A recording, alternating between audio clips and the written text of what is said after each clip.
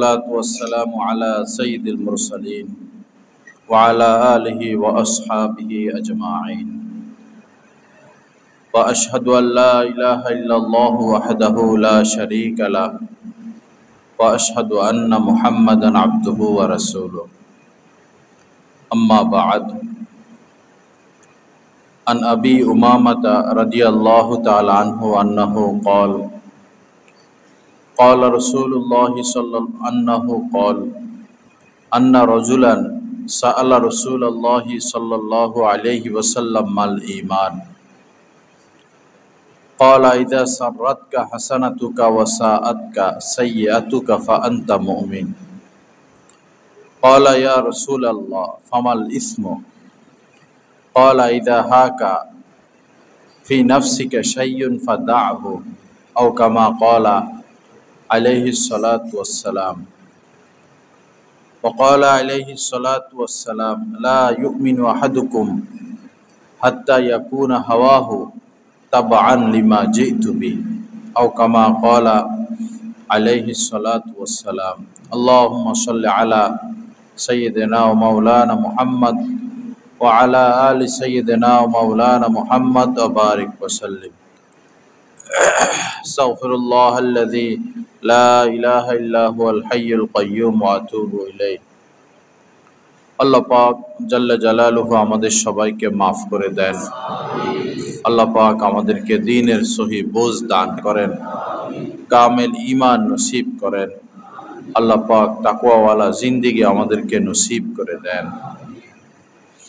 আমি দুইখানা হাদিস শরীফ আপনাদের খেদমতে পাঠ করেছি। নবীজি বলেন যে লা ইউমিনু আহাদুকুম, তোমাদের মধ্যে কেহই পরিপূর্ণ মুমিন হতে পারবে না হাত্তা ইয়াকুনা হাওয়াহু তাবআন লিমা জিতু বি, যতক্ষণ পর্যন্ত না তার কামনা বাসনা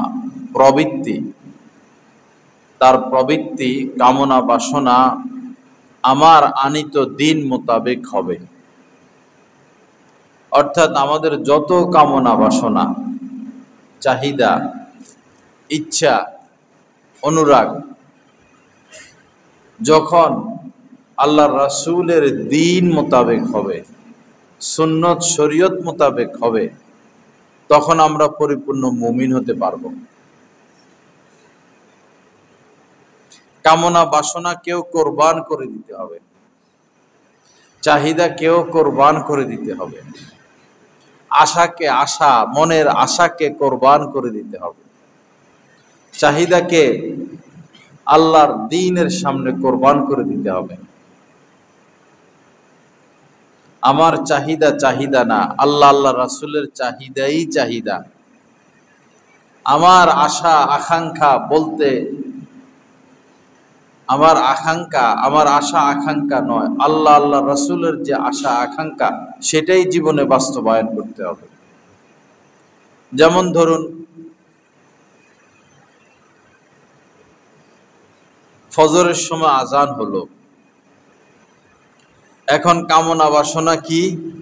আর একটু ঘুমানো।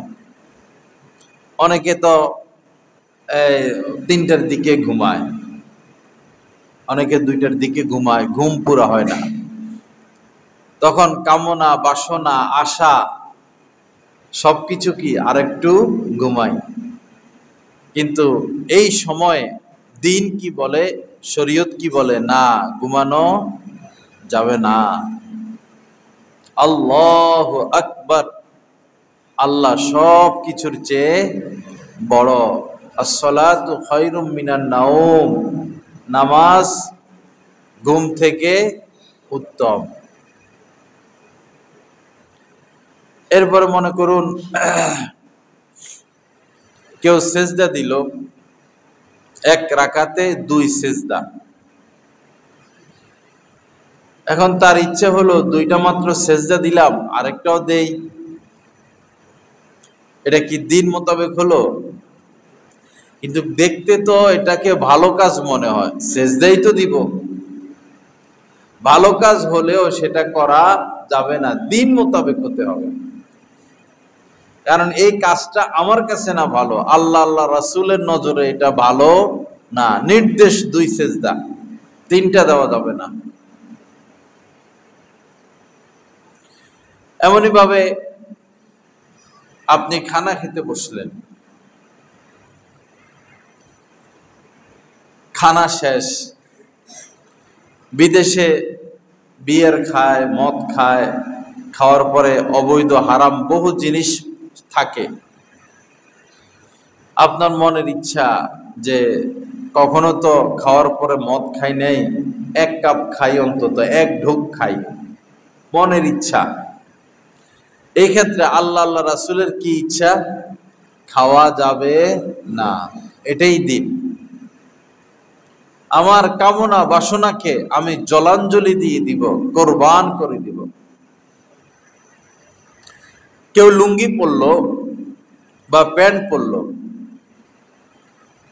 এখন লুঙ্গি বা প্যান্ট টাকনুর উপরে রাখতে হয়, শরীয়তের বিধান এটা। মা আসফালা মিনাল কাবাইনে মিনাল ইজারি ফিন্নার। টাকনুর নিচে যদি লুঙ্গি পরিধানের পর ইচ্ছা করে যদি টাকনুর নিচে লুঙ্গি ঝুলিয়ে রাখে, প্যান্ট ঝুলিয়ে রাখে, ট্রাউজার ঝুলিয়ে রাখে, অর্থাৎ উপর থেকে যেটা নিচের দিকে পড়ে, তাহলে ওই অংশ জাহান্নামের আগুনে জ্বলবে, ওই অংশ জাহান্নামের আগুনে যাবে। অনেক ভাইয়েরা হজ করে আসে বা উমরা করে আসে, লম্বা এক জুব্বা নিয়ে আসে। তো মনে করে ভাই নবীর দেশের থেকে জুব্বা আনছি, আবার ওই দেশের কোন আলেম ওলামারাও এরকম, সাধারণ মানুষও এরকম, টাকনুর নিচে জুব্বা, জুব্বা সব টাকনুর নিচে, আবা পরে খতিবরা টাকনুর নিচে, গুনায়ে কবিরা, হারাম। এখন আপনারও মন চাচ্ছে প্যান্টটা পরলাম, লুঙ্গিটা পরলাম, আমি সম্মানিত মানুষ, তো কাপড়টা ঝুলাইয়া দেই, টাকনুর নিচে দিয়ে দেই। এটা কি দিন মোতাবেক না আমার চাহিদা মোতাবেক? এটা আমার চাহিদা, কিন্তু আল্লাহ আল্লাহ রাসূলের চাহিদা হলো টাকনুর উপরে পরো, আমার জন্য কোরবান হও, উৎসর্গ হও, উৎসর্গিত হতে থাকো আমার জন্য। 24টা ঘন্টাই আমাদেরকে উৎসর্গিত হতে হবে, উৎসর্গ করতে হবে আমার নফসকে, আমার চাহিদাকে। আল্লাহ আমাদেরকে তৌফিক দান করেন। কোনো কারণে রাগ উঠলো, কোনো কারণে রাগ উঠলো, এখন যার প্রতি রাগ উঠলো তাকে থাপ্পড় দিতে মন চাচ্ছে, কিল ঘুষি লাথি দিতে মন চাচ্ছে, অথবা গালি দিতে মন চাচ্ছে মনে মনে। এই ক্ষেত্রে দিন কি বলে, শরীয়ত কি বলে? যে তাকে মাফ করে দাও, রাগ কন্ট্রোল করো। রাগ উঠা নিষেধ না, রাগ প্রয়োগ নিষেধ। রাগ উঠা নিষেধ না, রাগকে প্রয়োগ করা নিষেধ।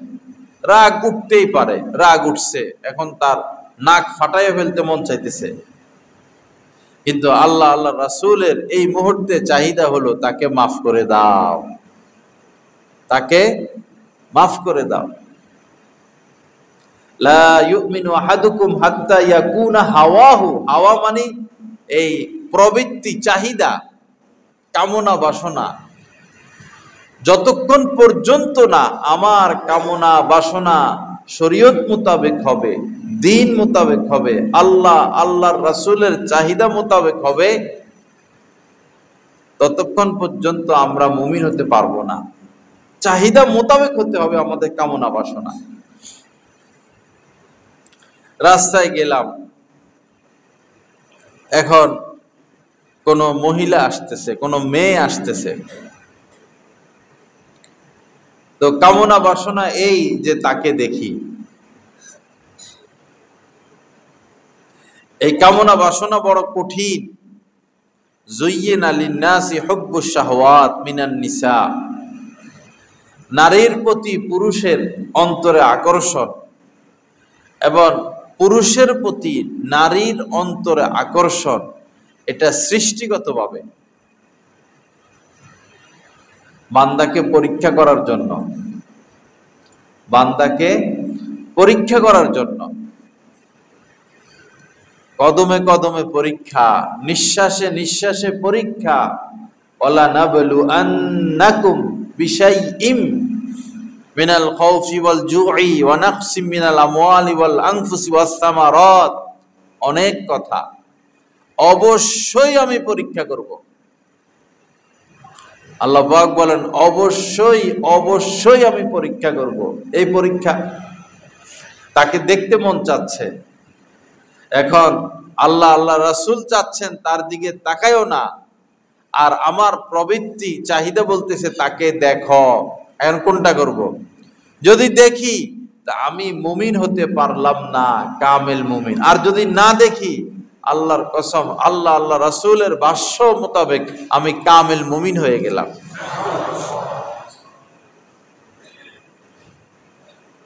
আল্লাহ পাক আমাদেরকে কদম কদম নিজেকে এভাবে মিটানোর তৌফিক দান করেন, দিন মোতাবেক চলার তৌফিক দান করেন। এমনই ভাবে আপনি কোনো ব্যবসা করেন, এখন কোন ব্যাংকের ম্যানেজার এসে আপনার পিছনে গুড়গুড় গুড়গুড় করে। একটা ছোট থেকে ছোট দোকানে একজন ম্যানেজার কিভাবে আসে? তার কি একটা অবস্থান নাই সমাজে সিসি নেওয়ার জন্য? আসলো, বলতেছে ব্যবসা বাণিজ্য তো চলতেছে, আরেকটা দোকান দেন বা মাল আরো উঠান, আমরা সুদমুক্ত ব্যাংক। একদম ঠা মিথ্যা কথা। বাংলাদেশে কোনো ব্যাংক সুদমুক্ত না। বাংলাদেশের কোনো ব্যাংক, এই ব্যাংক বলেন, সেই ব্যাংক বলেন, ওই ব্যাংক বলেন, কোনো ব্যাংক সুদমুক্ত না। মদের বোতলের গায়ে যদি লিখে দেয় ইসলামী মদ, মদের গায়ের বোতলে যদি কি লিখে দেয় ইসলামী মদ, সুদের গায়ে যদি লিখে দেয় ইসলামী সুদ, সিগারেটের উপরে যদি লিখে দেয় ইসলামী সুদ, হালাল হয়ে যাবে? ব্যাংকগুলোর এই অবস্থা। ব্যাংক ধোকায় পড়বেন না কেউ। আর এই কথা আমি ছাড়া আর কেউ বলবো না, আমি ছাড়া এই কথা আর কেউ বলবে না। কোনো ব্যাংক সুদমুক্ত না, ধরে নিয়ে আসবেন। যদি বলে কেউ সুদমুক্ত, কমলপুর মাদ্রাসায় ধরে নিয়ে আসবেন।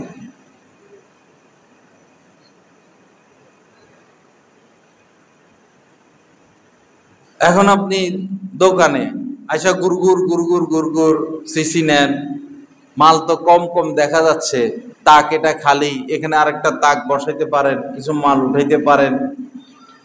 আপনি তো ব্যবসা বাণিজ্য ভালোই বুঝেন, আরেকটা শাখা খোলেন, এইগুলা বইলা হাওয়া দেয়। তখন জিহ্বায় পানি চলে আসে। ব্যবসায়ীদের পানি কোথায় আসে? জিহ্বায় আসে, মনে আসে। ঠিকই তো, মাল আরো উঠাইলে কাস্টমার আরো হবে, আরেকটা ব্যবসা, আরেকটা শাখা খুললে আরেকটা ব্যবসা বাড়বে। কার ফাঁদে পড়লো? শয়তানের ফাঁদে পড়লো। শয়তানের ফাঁদে পড়ে গেল সিসিটিসি উঠাইলো। এটা কি নফস মোতাবেক হলো না দিন মোতাবেক হলো? যখন এটা নফস মোতাবেক হয়ে গেল, আমার প্রবৃত্তি মোতাবেক হয়ে গেল, তাহলে আমি পরিপূর্ণ মুমিন না।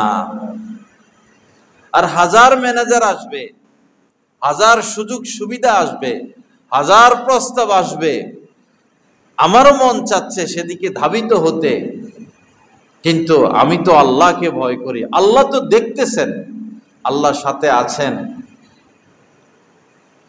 আল্লাহর ভয়ে, আল্লাহর রাসূলের চাহিদা মোতাবেক আমি গেলাম না, সুদ নিলাম না, তাহলে আমি কি হয়ে গেলাম? পরিপূর্ণ মুমিন হয়ে গেলাম, পরিপূর্ণ মুমিন হয়ে গেলাম। দাঁড়িয়ে উঠতেছে। এখন বন্ধু বান্ধব আছে, রাজনৈতিক নেতাকর্মী আছে, বান্ধবী আছে, ক্লাসমেট আছে, দাড়ি রাখলে তারা উপহাস করবে, খোঁচা মারবে, হুজুর হয়ে গেছে, মোল্লা হয়ে গেছে, মৌলবাদী হয়ে গেছে, কত কথা বলবে। এবার মনও চাচ্ছে না দাড়ি রাখতে, রাখলাম না, তাহলে আমি দিন মোতাবেক হলাম না, আমি আল্লাহ আল্লাহ রাসূলের ইচ্ছার সামনে নিজেকে কোরবান করতে পারলাম না। আর কে কি বলে বলুক, কে আমার উপরে রাজি আর কে আমার উপরে অরাজি, কে সন্তুষ্ট কে অসন্তুষ্ট, কে গালি দিবে, কে মন্দ বলবে, কে ভালো বলবে, সেটা আমার দেখার বিষয় নয়। আমার তো নজর আল্লাহর দিকে। আমার আল্লাহকে আমাকে রাজি রাখতে হবে, আমার আল্লাহকে আমার খুশি রাখতে হবে। হাজার মানুষের রাজি খুশি আমার লক্ষ্য নয়, একজনের রাজি খুশি আমার লক্ষ্য। দাঁড়িয়ে রেখেই দিলাম, তাহলে আমি কি হয়ে গেলাম? পরিপূর্ণ মুমিন হয়ে গেলাম। আল্লাহ আমাদেরকে তৌফিক দান করেন। এই যে নফসের বিরুদ্ধে কাজ করার এই যোগ্যতা আল্লাহ আমাদের সবাইকে দান করছেন। নফসের বিপরীত চলা, নিজের প্রবৃত্তির চাহিদার বিপরীত চলার তৌফিক, ক্ষমতা, এবিলিটি আল্লাহ আমাদের সবাইকে দিয়েছেন। এজন্যই জান্নাত আর জাহান্নাম, এজন্যই জান্নাত আর জাহান্নাম। আল্লাহ ইবলিসকে বলছিলেন সেজদা করো, সে ইচ্ছা করলে সেজদা করতে পারত, সে করে নাই। যদি করত তাহলে সে চিরমর্দুদ হতো না, বিতাড়িত হতো না, সে করে নাই। আল্লাহ বলেছেন উবুদু রাব্বাকা, যে কিয়ামত মৃত্যু আসার আগ পর্যন্ত ইবাদত করো, হাত্তা ইয়াতিয়াকাল ইয়াকিন, উবুদ রাব্বাকা হাত্তা ইয়াতিয়াকাল ইয়াকিন, মৃত্যুর আসার আগ পর্যন্ত ইবাদত করো। তার মানে ইবাদত করার মতো যোগ্যতা আমাদের মধ্যে আছে, তৌফিক আছে। লা ইউকাল্লিফুল্লাহু নাফসান ইল্লা উসআহা, আল্লাহ পাক সাধ্যের বাহিরে কাউকে কোনো নির্দেশ দেন না, সাধ্যের বাহিরে। আমাদের উপরে যে নির্দেশনা কোরআন এবং হাদিসে, সব আমাদের সাধ্যাতীত, সাধ্যাতীত, সাধ্যের বাহিরে না। এজন্যই জাহান্নাম আর জান্নাত আর জাহান্নাম। আল্লাহ আল্লাহ রাসূলের নির্দেশনা মোতাবেক চলবে, অনন্ত অসীমের জন্য জান্নাত। আর বিপরীত চলবে, কাফের হলে অনন্ত অসীমের জন্য জাহান্নাম, আর মুসলমান হলে পাপ অনুযায়ী শাস্তি ভোগ করতে হবে। আল্লাহ পাক আমাদেরকে তৌফিক দান করেন। আল্লাহ পাক আমাদেরকে চাহিদা, নফসের চাহিদার বিরুদ্ধে চলার তৌফিক দান করেন। ইন্নান নাফসা লাআম্মারাতুম বিসসু, কোরআনে কারীমের মধ্যে আল্লাহ পাক বলেছেন এর ভিতরে একটা নফস আছে, এটা মানুষকে টানে সু, পাপের দিকে, এটা মানুষকে পাপের দিকে টানে। এটার কামে এটা, চুম্বকের কামই লোহাকে আকর্ষণ করা, পানির কামই ভিজিয়ে দেওয়া, আগুনের কাজই পুড়িয়ে দেওয়া, মাটির কাজই সকল জিনিসকে অস্তিত্বহীন করে দেওয়া। নফসের কাজই পাপের দিকে টানা, এই নফসে আম্মারার কাজই পাপের দিকে টানা। আল্লাহ আমাদের সবার প্রতি মেহেরবানি করেন। আল্লাহ পাক আমাদেরকে কোরআন সুন্নাহ মোতাবেক চলার তৌফিক দান করেন। তা আরেকটা হাদিস শরীফ আমি পাঠ করেছিলাম, হযরতে আবু উমামা রাদিয়াল্লাহু তাআলা আনহা থেকে বর্ণিত। জানতো এই কথা বলে দেওয়া লাগবো যাইয়া যেন এটা ছাড়তে।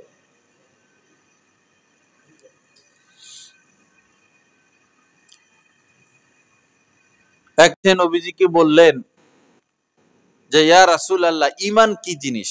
মাল ঈমান।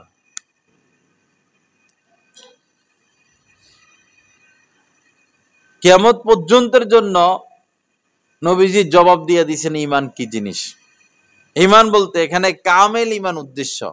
ঈমান তো আমাদের সবারই আছে, যে মদ খায় মুসলমান তারও ঈমান আছে,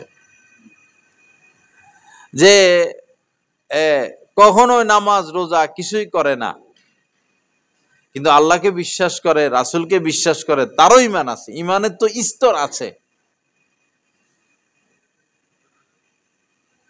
কামেল ঈমান, অনেক ক্ষেত্রে কামেল ঈমান উদ্দেশ্য। পরিপূর্ণ ঈমান কি জিনিস? তো নবীজি বললেন, ইযা সাররাতকা হাসারাতুকা, যখন তুমি কোনো ভালো কাজ করো তো তোমার কাছে মজা লাগে, তোমার কাছে মজা লাগে। যারা আল্লাহ ওয়ালা, দুনিয়ার যত মজা, এই মজার চেয়ে তারা বেশি মজা পায় সেজদার মধ্যে, তেলাওয়াতের মধ্যে, আল্লাহকে ডাকার মধ্যে। বরং আল্লাহ ওয়ালারা জান্নাতের মজা পেয়ে যায় দুনিয়াতে। জান্নাতের যে স্বাদ, মজা, হুর গিলমান, হাজারো নাজ নিয়ামত, জান্নাতের যে সুখ, জান্নাতের যে মজা, আল্লাহকে ডাকার মধ্যে আল্লাহ পাক তাদেরকে সে মজা দিয়ে দেন। তো যখন কোনো ভালো কাজ করবা, নবীজি বলেন তোমার কাছে ভালো লাগবে, মজা মজা লাগবে। বহু বুজুর্গানে দিন এমন ছিলেন, আছেন, যে আল্লাহর নাম যখন তারা নেন, আল্লাহর জিকির তারা যখন করেন, তাদের মুখ মিঠা হয়ে যায়, তাদের মুখ মিঠা হয়ে যায়, মিষ্টি মিষ্টি লাগে, কলিজাটা শীতল হয়ে যায়। তো ভালো কাজ তোমাকে আনন্দ দিবে, এবং মন্দ কাজ তোমাকে পীড়া দিবে, কষ্ট দিবে। ও সাআতকা সাইয়াতুকা, যে কোনো মন্দ কাজ সে করুক না কেন, এই মন্দ কাজ তাকে কষ্ট দিবে। মিথ্যা কথা বলে ফেললো, আহা কেন মিথ্যা বললাম। গীবত করে ফেললো, আহা কষ্ট তৈরি হয়েছে ভিতরে, ভিতরে কষ্ট শুরু হলো, গীবতটা কি জন্য করলাম। কোন ভিন নারীর দিকে কুদৃষ্টি করে বসলো, তাকে দেখলো, কেন দেখলাম। কোন কারণে মোবাইলে গেল, খারাপ দিকে নজর চলে গেল, পরে কষ্ট হচ্ছে, জিনিসটা ঠিক হয় না, এত লম্বা সময় মোবাইল চালানো, এটা দেখে এটা দেখা, জিনিসটা ঠিক হয় না। কাউকে বকা দিয়ে বসলো, কাউকে থাপ্পড় দিয়ে বসলো, ভিতরে কষ্ট শুরু হইল, কাজটা ঠিক করলাম না, কেন এমন করলাম। নবীজি বলেন এটাই হচ্ছে ঈমান, এটাই হচ্ছে ঈমান। আমাদের দাদা শায়েখ শাহ হাকিম মোহাম্মদ আখতার সাহেব রহমতুল্লাহ আলাইহি বলেছেন, যারা আল্লাহ ওয়ালা, তারা যদি কোনো ভুলও করে বসে, বেখেয়ালে বা পরিবেশ পরিস্থিতির কারণে কোনো ভুলও করে বসে, পরবর্তীতে আল্লাহ তাদেরকে এটা স্মরণ করাইয়া দেন। তাৎক্ষণিক, অথবা 1 ঘন্টা পর, অথবা 1 দিন পর, অথবা 1 সপ্তাহ পর স্মরণ আল্লাহ করাবেনই করাবেন। এটা আল্লাহর ওলি হওয়ার একটা আলামত। এটা আল্লাহর ওলি হওয়ার কি? সাধারণ মানুষ ভুল করতেই থাকে, করতেই থাকে। আল্লাহ ওয়ালারা তো তাদের দ্বারা মাঝে মধ্যে ভুল হবে, ভুল হলেই আল্লাহ তাদেরকে এটা তাৎক্ষণিক ধরিয়ে দেন, অথবা পরে হলেও ধরিয়ে দেন। তো এই যে কষ্ট কষ্ট লাগা, আর ভালো কাজ করলে ভালো ভালো লাগা। ভালো কাজ করলে, ফজরের নামাজটা পড়ছে, পরে সারাটা দিন কি ভালো লাগতেছে, আজকে ফজরটা পড়ছে। আবার ফজরটা যাইয়া মসজিদে পড়ছে, তখন আরো ভালো লাগে, আজকে ফজরটা মসজিদে পড়ছি। 2 রাকাত নামাজ পড়লো সারা দিনে, মনে একটা খুশি আছে, 2 রাকাত নামাজ পড়ছি আজকে, 2 ওয়াক্ত। 3 ওয়াক্ত পড়লো, মনের মধ্যে একটা আনন্দ খেলে যে 3 ওয়াক্ত নামাজ পড়লাম। এমন একদিন আসলো যে 5 ওয়াক্তই সে পড়ে বসলো, ওই দিন তো তার ভিতরে আনন্দ খেলতেছে, আজকে 5 ওয়াক্ত পড়ছি, মজা লাগে কিনা? এটাই ইমানের আলামত, এটাই ইমানের আলামত। ইমান আছে আপনার ভিতরে। অনেকে বলে ইমান, মনে হয় আমার ভিতরে ইমান নাই। এ কথা বলা ঠিক না, এ কথা বলা ঠিক না। শয়তান তো ওয়াসওয়াসা দিবেই, শয়তান তো বসে নাই, সে তো চ্যালেঞ্জ করছে, সে তো কাজ করতেছে। বিরামহীন চাকরি, বিরামহীন চাকরি সে নিয়েছে, আমাদেরকে সে জাহান্নামে নিবেই নিবে। আমরা জেনে বুঝে শয়তানের অনুসরণ করি। ওয়ালা তাত্তাবিউ খুতুওয়াতিশ শায়তান, শয়তানের কথা মোতাবেক চলো না, তার পদাঙ্ক অনুসরণ করো না। ইন্নাহু লাকুম আদুউম মুবিন, নিশ্চয়ই সে তোমাদের প্রকাশ্য দুশমন। শয়তান আমাদের প্রকাশ্য দুশমন। ইয়া'মুরুকুম বিল ফাহশা ইয়া'iদুকুমুল ফাকরা ওয়া ইয়া'মুরুকুম বিল ফাহশা, সে দারিদ্রতার ভয় দেখায়। যে মাত্র 1 লাখ টাকার মালিক, তারাও সে দারিদ্রতার ভয় দেখায়। আচ্ছা, 1 লাখ টাকার মালিক, দারিদ্রতার ভয় অন্তরে মনে কাজ করাটা স্বাভাবিক। যে 1 কোটি টাকার মালিক, তাকেও শয়তান দারিদ্রতার ভয় দেখায়। সে কেন ভয় পাবে? তার তো 1 কোটি পরিমাণ সম্পদ, কিন্তু সেও ভয়ে কম্পমান, শয়তান তারে ভয় দেখায়। যে 100 কোটি টাকার মালিক, 100 কোটি টাকা পরিমাণ সম্পদের মালিক, তাকেও শয়তান ভয় দেখায়। যে 1000 1 লাখ কোটি টাকা বা সম্পদের মালিক, তাকেও শয়তান ভয় দেখায়, সেও ভয়ে কম্পমান। হায়, কখন ফকির হইয়া যায়, রাস্তায় বসে যায়, আমি মারা গেলে আমার ছেলে মেয়ে কি খাবে, আমি অসুস্থ হলে, হাসপাতালে ভর্তি হলে যদি এত এত টাকা লাগে, যদি বাড়িতে আগুন লাগে, দোকানে আগুন লাগে, ওই ব্যবসা মায়ের খেয়ে, সেই ব্যবসা মায়ের খেয়ে আমার কি হবে? জালেম, 100 কোটি টাকার মালিক, হেও দারিদ্রতার ভয় পায়। কারণ কি? শয়তানের কথা শুনছে। কার কথা শুনছে? শয়তানের কথা। আর আল্লাহওয়ালাদেরকে দেখবেন বাদশার মতো চলে। কার মতো চলে? বাদশার মতো চলে। কারণ তারা বুঝে তো শয়তান কিসের ভয় দেখাবে? দারিদ্রতার ভয় দেখাবে। শয়তানের কুফলে মারে লাথি, শয়তানের কুফলে মারে কি? লাথি। কারণ রিজিকের মালিক কে? আল্লাহ। ইন্নাল্লাহা ইয়ারযুকু মান ইয়াশাউ বিগাইরি হিসাব, আল্লাহ পাক যাকে মন চান তাকেই হিসাব ছাড়া রিজিক দান করেন, বেহিসাব, কুল কিনারাহীন। কোরআনে কারীমের মধ্যে আল্লাহ পাক বলেছেন যে ওমাইয়াত্তাকিল্লাহা ইয়াজআল লাহু মাখরাজা ওয়া ইয়ারযুকুহু মিন হাইসু লা ইয়াহতাসিব, যে তাকওয়া অবলম্বন করে চলবে, গুনাহমুক্ত থাকবে, আল্লাহ পাক তার চলার একটা রাস্তা খুলে দিবেনই দিবেন। যে কোনো সংকট থেকে তাকে উদ্ধার করবেনই করবেন, এবং এমন এমন জায়গা থেকে রিজিক পাঠাবেন সে কল্পনাও করতে পারে নাই। তো আয়াত এগুলো তো সামনে আছেই। এজন্য ইলমে দ্বীন শিখতে হয়, অথবা যারা ইলমে দ্বীন শিখেছেন তাদের সোহবতে থাকতে হয়। চিকিৎসার জন্য আপনি নিজে ডাক্তার হয়ে যান, আর টেনশন নাই।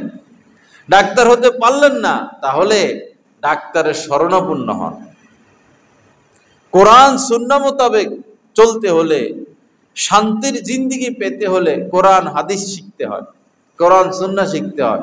শিখার তৌফিক হলো না, তাহলে যারা শিখছেন তাদের সাথে থাকা, তাদের সোহবতে থাকা। আমরা তো কপাল পড়া, না শিখলাম না শিখতে ওয়ালাদের সাথে থাকি, বরং তাদেরকে অধীনস্থ করে রাখতে চাই, গোলাম বানিয়ে রাখতে চাই। তারা আমাদেরকে হুজুর হুজুর করুক, সার সার করুক, হাজি হাজি করুক, গাজি গাজি করুক, আমাদের গোলামি করুক। আহা, সবাইকে যদি গোলাম বানিয়ে রাখতে চান, কার থেকে দিন শিখবেন? যে কোনো কিছু শিখতে হলে উস্তাদ মানতে হয়, শীর্ষ হতে হয়। দিন শিখতে হবে আলেমে দিন থেকে। আলেমে দিনকে যদি অধীনস্থ বানাতে চান, গোলাম বানিয়ে রাখতে চান, আলেমে দিন আপনার তোষামতি করুক এটা চান, তো আপনি না ধ্বংস হয়ে গেলেন, আপনি জাহান্নামে গেলেন, আপনার তো দিন শিখার আর কোনো রাস্তা রইল না। এই জন্য কেউ না কেউর কাছে মাথা নত করা, তার অধীন হয়ে চলা, নিজেকে ন্যস্ত করে দেওয়া। কাল মাইয়িত ফি ইয়াদিল গাসসাল, মৃত ব্যক্তি যেভাবে নিজেকে, যারা মৃত ব্যক্তিকে গোসল করা, মৃত ব্যক্তি যেভাবে নিজেকে গোসল করনেওয়ালাদের কাছে পেশ করে দেয়, হাত উঠাইলে হাত উঠান যায়, কাত করলে কাত, চিৎ করলে চিৎ, বসালে বসায়। লাশ যেভাবে নিজেকে ন্যস্ত করে দেয়, কেউ যদি আল্লাহ আল্লাহ রাসূলকে পেতে চায়, সুখের জীবন পেতে চায়, তার উচিত কোন আল্লাহ ওয়ালার সামনে নিজেকে এইভাবে ন্যস্ত করে দেওয়া। যারা বড় হয়েছেন তারা এভাবে ন্যস্ত করে দিয়েছেন, যারা বড় হয়েছেন নিজেকে এভাবে ন্যস্ত করে দিয়েছেন। মুতার যুদ্ধে, বিভিন্ন যুদ্ধে নবীজি একজন কমান্ডার বলেন, একজনকে কমান্ডার বানান, সেনাপ্রধান বানান। মুতার যুদ্ধে প্রথমে একজনের নাম বলছেন যে সে সেনা কমান্ডার, পরে বললেন যে সে যদি শহীদ হয়ে যায় তাহলে আরেকজনের নাম বললেন, পরে আবার বললেন সেও যদি শহীদ হয়ে যায়, আরেকজনের নাম বললেন। জাফর ইবনে আবি তালেব, নবীজির আপন চাচাতো ভাই, ছোট ছোট বাচ্চা ছিল। ইবনে রওয়াহা, আরেকজনের কি যেন নাম, তিনজন, হযরত যায়েদ ইবনে হারেস, তিনজনের নাম বলছেন। এরপরে আবার বলছেন যে এরা তিনজন শহীদ হয়ে গেলে তোমরা তোমাদের মধ্য থেকে আরেকজনকে সেনাপ্রধান বানিয়ে নিবা। তার মানে স্পষ্ট হয়ে গেল এই তিনজন কি হয়ে যাবে, শহীদ হয়ে যাবে, একদম স্পষ্ট। হযরত জাফর রাদিয়াল্লাহু তাআলা আনহু শেষ বিদায় নিচ্ছেন স্ত্রীর থেকে, নিশ্চিত নবীজি যেহেতু আমার নামের পরে আরেকজনকে কমান্ডার বানিয়েছেন, তা আমার শহীদ হওয়া নিশ্চিত। কেমন কথা! স্ত্রী সন্তান থেকে শেষ বিদায় নিচ্ছেন, পরিবার পরিজন থেকে শেষ বিদায় নিচ্ছেন, আর দেখা হবে না, তোমরা আমাকে আর দেখবা না, আমিও তোমাদেরকে আর দেখবো না। আল্লাহ রাসূলের কথার সামনে কিভাবে ন্যস্ত হচ্ছেন। বলতে তো পারতেন, ইয়া রাসূলুল্লাহ আমার জরুরত আছে, আমি এবার যেতে পারবো না, বলতে পারতেন। নবীজি বলতেন ঠিক আছে তুমি যেও না। জেনে শুনেই তো মৃত্যুর দিকে অগ্রসর হলেন, কিভাবে ন্যস্ত করলেন নিজেকে। আমাদের উচিত কোন আল্লাহ ওয়ালার সামনে নিজেকে এভাবে ন্যস্ত করা। আলেমদেরকে অধীনস্থ মনে না করা, গোলাম বানিয়ে না রাখা, আলেমদের থেকে সম্মান কামনা না করা, আলেমদেরকে আমরা সম্মান করব, আলেমদেরকে নির্দেশ না দেওয়া, আদেশ নিষেধ না করা, আলেমরা আমাদেরকে আদেশ নিষেধ করবে। আলেমদেরকে গোলাম না বানানো, আমরা আলেমদের গোলাম হয়ে যাব। আরব রাষ্ট্রগুলো আলেমদেরকে গোলাম বানিয়ে রাখছে, ফিলিস্তিনের জন্য দোয়া পর্যন্ত তারা করতে পারে না, ফতোয়া উল্টা দিতে হয়, গোলাম বানায় রাখছে। জুমার দিন বয়ান করতে দেয় না, কোনো বয়ান নাই, সরকার একটা লিখিত দিয়ে দেয়, সেটাই দেখে দেখে পড়তে হয়। তো আলেমদেরকে আরব রাষ্ট্রগুলো গোলাম বানানোর কারণে আরব রাষ্ট্রপ্রধান এবং আরবের লোকেরা সমানে জাহান্নামে যাচ্ছে, পাপে লিপ্ত হচ্ছে, শরাব আর মদ, নারী আর জিনা নিয়ে ব্যস্ত। আলেমদেরকে গোলাম বানানোর ফল, আলেমদেরকে কথা বলার অধিকার দিতে হয় এবং এটা মেনে নিতে হয়, মাথা নত করতে হয়, এটার দ্বারা মানুষের ফায়দা। আর যে তোষামোদি করবে, সুদের কথা বলবে না, ঘুষের কথা বলবে না, যারা যে পাপে লিপ্ত সে পাপের কথা বলবে না, তোষামোদি 5 গোলাম, তার তো মিম্বারে বসা উচিত না। সে তো দুনিয়াদার, দুনিয়া কামায়।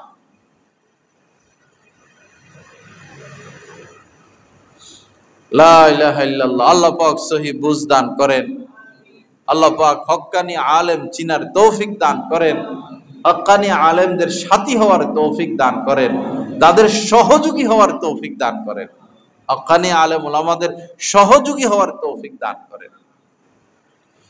তো নবীজি কি বললেন? ইদা সাররাতকা হাসানাতুকা ওয়া সাআতকা সাইয়্যাতুকা ফা আনতা মুমিন।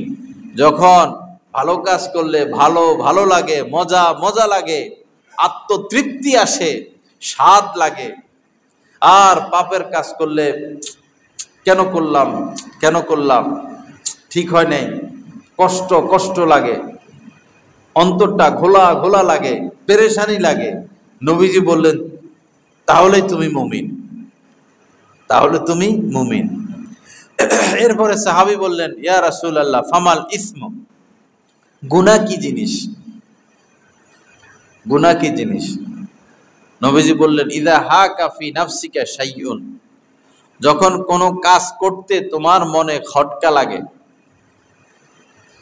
কেউ এসে মদের বোতল দিল, খাও ফ্রি, খাইতে খটকা লাগবে কিনা? যে ধূমপান করে না তাকে যদি ধূমপান এনে দেয় আর সে যদি ধূমপান শুরু করে, খটকা লাগবে কিনা? লাগবে। যে মিথ্যা বলে না সে যদি কোনো কারণে মিথ্যা বলতে প্রস্তুতি নেয়, খটকা লাগবে। যে কুদৃষ্টি করে না, যে মোবাইলে খারাপ জিনিস দেখে না, যে কাউকে কষ্ট দেয় না, যে কাউকে গালি দেয় না, সে যদি এই কাজগুলো করতে যায়, করার উপক্রম হয়, তো তার মনে কি লাগবে? খটকা লাগবে। নবীজি বলেন যে এটাই গুনাহ। ফাদাহু, সেটা ছেড়ে দাও। ফাদাহু, সেটা ছেড়ে দাও, গুনাহ ছেড়ে দাও। ইবাদতের ক্ষেত্রে আল্লাহ পাক বলেছেন যে মাস্তাতাতুম, সাধ্য মোতাবেক। ইবাদতের ক্ষেত্রে সাধ্য মোতাবেক, ফরজ ওয়াজিবের পর সাধ্য মোতাবেক। আর গুনাহ ছাড়ার ক্ষেত্রে আল্লাহ পাক বলছেন ওয়াজারু যাহিরাল ইসমি ওয়া বাতিনা, সব গুনাহ বলতে কিছু রাখা যাবে না, অপরাধ বলতে কিছু রাখা যাবে না। অপরাধ, শতভাগ অপরাধ মুক্ত হতে হবে। আর ইবাদত সাধ্য মোতাবেক, মাস্তাতাতুম। আত্তাকুল্লাহা মাস্তাতাতুম। আল্লাহ পাক আমাদেরকে তৌফিক দান করেন, আল্লাহ পাক আমাদের প্রতি মেহেরবানি করেন, গুনাহ মুক্ত জিন্দেগি নসিব করেন। আসুন ভাই একটু অগ্রসর হই, হক্কানি আলেম ওলামাদের সাথে থাকি, তাদেরকে মহব্বত করি, উঠা বসা করি। এটাও নাজাতের জরিয়া। কোন আলেমান, নবীজি বলেছেন সবাই আলেম হয়ে যাও। নাজাত পেতে হলে সবাই, সব নারী পুরুষ সব আলেম হও। কোন আলেমান, তোমরা সবাই আলেম হয়ে যাও। আও মুতাআল্লিমান, সবাই তো আলেম হওয়া সম্ভব না। যদি এই কথা শুধু নবীজি বলতেন কোন আলেমান, তাহলে আমরা সারাদিন শুধু আলেম হওয়ার পিছনে পড়ে থাকা লাগতো।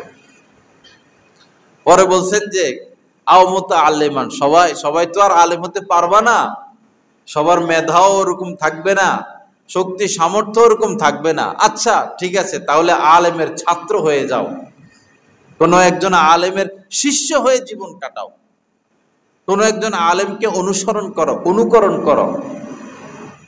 আও মুতাআল্লিমান, কোন আলেমান, আও মুতাআল্লিমান, আও মুস্তামিআন, অথবা আলেমের কথা শুনো, তার আলোচনা শুনো, শুনতে থাকো। আও মুস্তামিয়ান, আও মুহিব্বান, অথবা কোনো আলেমকে মহব্বত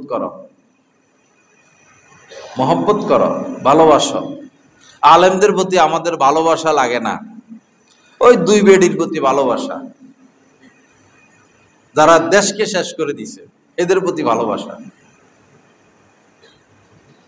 এত খারাপ কাম করার পরেও কেমনে মানুষের তাদের প্রতি ভালোবাসা জন্মায়, বুঝে আসে না।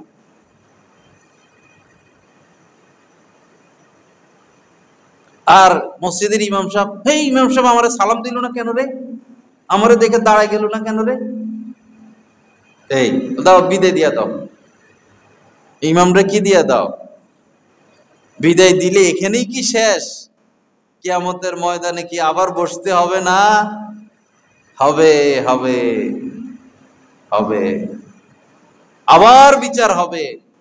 ওই দিন বিচারক থাকবেন রব্বুল আলামিন, ওই দিন বিচারক রব্বুল আলামিন। তোমাদের মুখে মোহর মেরে দেওয়া হবে, তোমাদের হাত কথা বলবে। ওয়াতুকাল্লিমুনা আইদিহিম, আল্লাহ পাক বলেন তাদের মুখে আমি মোহর এঁটে দিব, তাদের হাত আমার সাথে কথা বলবে, হাত বলে দিবে আমার দ্বারা এই এই এই এই কাজ করেছে। হাত সাক্ষী দিবে, জমিন সাক্ষী দিবে, অঙ্গ প্রত্যঙ্গ সাক্ষী দিবে। 10,000 টাকা খেয়ে বিচার উল্টাইয়া দেই। ও সালিশদাররা, আল্লাহকে ভয় করো। টাকা যার বেশি, বিচার তার দিকে, আল্লাহকে ভয় করো। তোমার তো উপায় থাকবে না। কতদিন জ্বলবা জাহান্নামের আগুনে? কতগুলো সাপের দংশন তুমি সহ্য করবা? কতদিন না খেয়ে থাকতে পারবা? কতদিন পিপাসিত অবস্থায় থাকতে পারবা? তোমার স্পর্ধাটা কি? তোমার সাহসটা কি? যারা জেনে শুনে মিথ্যা বিচার করে, জুলুম করে, বিচারকে উল্টিয়ে দেয়, নিশ্চিত সে জাহান্নামী। জেনে বুঝে জাহান্নামকে তারা স্থান বানিয়ে নিচ্ছে সামান্য টাকার লোভে। অথচ এই টাকা তাদের কোনো কাজে আসে না, ব্যাংকে পড়ে থাকে। কোনো কাজে আসে না টাকা, ব্যাংকে পড়ে থাকে। বিদেশে পাঠাই দিছে টাকা, কি কাজে আসে? ব্যাংকে পড়ে রয়েছে। জমি কিনছেন, জমির জায়গায় জমি পড়ে আছে, আপনার কি কাজে আসতেছে? আপনি তো একসাথে 100টা ডিম খাইতে পারেন না, একসাথে 100টা গাড়িতে উঠতে পারেন না, একসাথে 100টা জামা পড়তে পারেন না, একসাথে রুমে 100টা এসি লাগাইতে পারেন না। আপনার রিজিক যতটুকু, অতটুকু আল্লাহ পাক নির্ধারণ করে দিয়েছেন। আপনি চুরি করেন না করেন, দুর্নীতি করেন বা না করেন, কোটি টাকার মালিক হন বা না হন, রিজিক যতটুকু, এর বেশি আপনি ভোগ করতে পারবেন না। তবে কেন সিসি, কেন এত লোভ, কেন জিহ্বায় এত পানি? আগুনকে ভয় করি। অত্তাকুন নারাল্লাতী উইদ্দাত লিল কাফিরিন। আল্লাহ পাক বলেন, ওই আগুনকে ভয় করো যে আগুন মূলত আমি কাফেরদের জন্য বানিয়েছি, মূলত কাফেরদের জন্য বানিয়েছিলাম, সেই আগুনকে ভয় করো। তো জাহান্নামে যে শুধু কাফের যাবে তা তো না, মুসলমানরাও যাবে।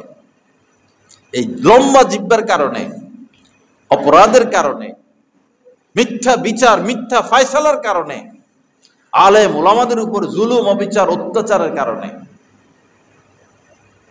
পলানো তো লাগতো না, কাজ তো কিছু করছে, কাজ তো কিছু করছে, ভালো কাজও তো করছে, পলাইলো কেন? আলেম ওলামাদের উপর নির্যাতনের কারণে। আলেম ওলামাদের জিহ্বা টেনে ধরতে চেয়েছিল, কওমি মাদ্রাসা ধ্বংস করতে চেয়েছিল, কওমি মাদ্রাসার সিলেবাস তছনছ করতে চেয়েছিল, স্কুল কলেজের সিলেবাসকে তো তছনছ করে দিছে।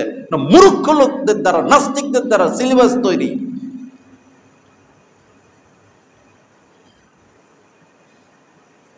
পলানো তো লাগতো না, কেন এই সমস্ত অপরাধ? স্কুল কলেজে ধর্মীয় একটা শিক্ষা থাকলে কি ক্ষতি? গায়ে আগুন লাগে কেন তোদের? ছেলে মেয়েরা যদি দিন শিখে, ধর্ম শিখে, শিরক থেকে বাঁচে, কোরআন হাদিস কিছু শিখে, একটা ঘন্টা যদি ইসলাম বই থাকে, তোর গায়ে আগুন লাগে কেন রে? তুই এত খারাপ কেন? বুঝ, এখন কর্মফল ভোগ কর। শত মানুষের জুতার বাড়ি আর তোদের কপালে। কেন ইসলাম শিক্ষা সরাইলি সিলেবাস থেকে? ছেলে মেয়েকে নাস্তিকতার দিকে কেন ঠেলে দিলি? ওই চোরেরা, চুরির মতো নিকৃষ্ট কাজ যারা করতে পারে, তাদের প্রতি মানুষের ভালোবাসা, তোমাদের কপালে থুতু। কে চুরি করে নাই? কয়টা চুরি করে নাই? কয়জন এমপি মন্ত্রী পেশ করতে পারবেন চোর না চুরি করে নাই? চোর চুরি করে যাবে জাহান্নামে, চোরকে ভালোবেসে তোমরাও যাবে জাহান্নামে।